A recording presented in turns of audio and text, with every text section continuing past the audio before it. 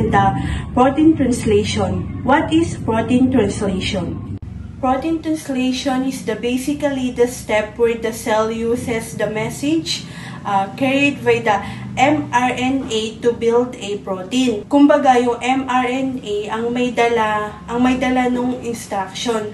At during translation, sinusunod ng cell yung instruction na yon para makagawa ng tamang protein. Ito rin yung second major step ng DNA expressions pagkatapos makuha ang information from DNA. DNA transcription. Dito naman ginagawa ng cell ang actual protein na kailangan para sa iba't ibang function sa katawan natin. Sa madaling salita, ang translation ang step na nagtatransform ng genetic information into an actual protein na may function. Halimbawa, enzymes, hormones, structural proteins. Ito yung nag-uugnay sa genetic information at sa physical traits to cellular functions na nakikita natin. And we're going to discuss about the components involved in protein translation. So first is the mRNA, which is the messenger RNA. This is the template that carries the genetic code from DNA. It contains codons, which are groups of 3 bases that tell which amino acid should be added. Second is the ribosome, which is the one who reads the mRNA. Ribosome is the reader or the cell's protein-making machine. It reads the codons on the mRNA and helps build the protein. Third, the tRNA or the transfer RNA. It is the one who delivers amino acid. So tRNA delivers the correct amino acids to the ribosome. It matches its anticodon to the mRNA codon to make sure the right amino acid is added. And lastly, the amino acid, which is the building blocks of protein. Amino acids are the small molecules that are linked together to form proteins. They are the building blocks of proteins. In other words, mRNA carries the instructions, the ribosomes read them, the tRNA brings the needed amino acids, and the amino acids are joined to make Nugat, and I'm going to discuss the initiation part or that beginning of translation. Para mag-start ng translation, kailangan mo nang ma-recognize ng ribosome ang start codon na AUG sa mRNA.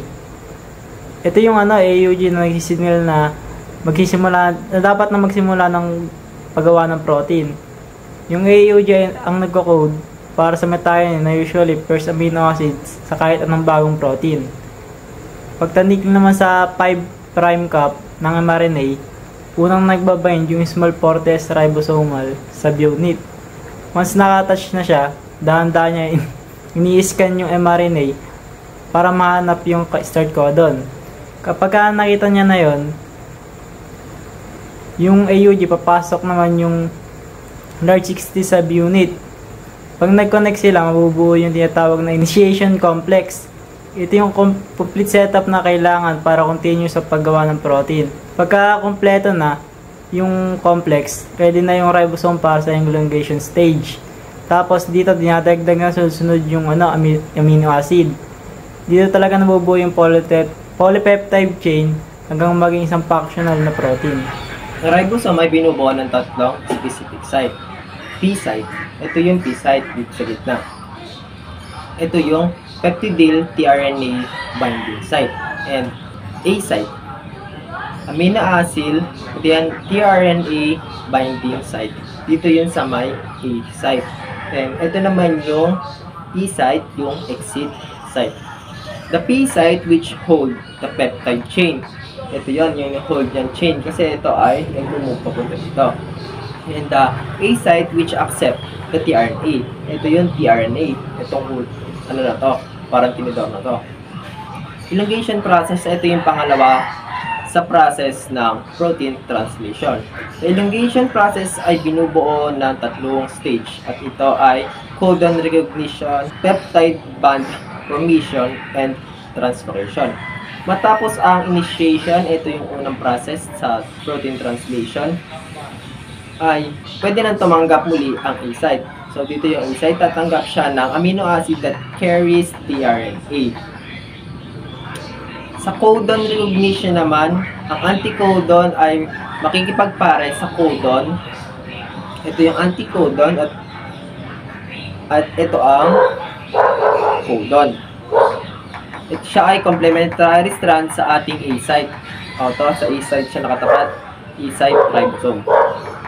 Ang matching na ating codon at codon ay magti-trigger upang bumuo ng isang peptide bond. Ito yan. Magbabind siya para makabuo ng isang peptide bond chain sa pagitan ng P site at ng E site. At ang mahabang polypeptide ay lilipat naman sa E site. Ito ay mapupunta dito at ito ay mapupunta sa E site. Yon. At maiiwan muling bakante ang A site. So, pag napunta to dito, ito ay exit site. So, magre-release na ito. At itong nasa A site ang mapupunta sa P site. So, bakante na nga muli ang A site. Kaya, pwede na siya muling tumanggap ng amino acid that carries tRNA. Ang unchanged DNA naman ay lilipat sa E site, exit site, na magre-release ng ating ribosome. Matapos ang translocation, pwede na ulit mag-repeat. Repeat na process lang. Ang una ay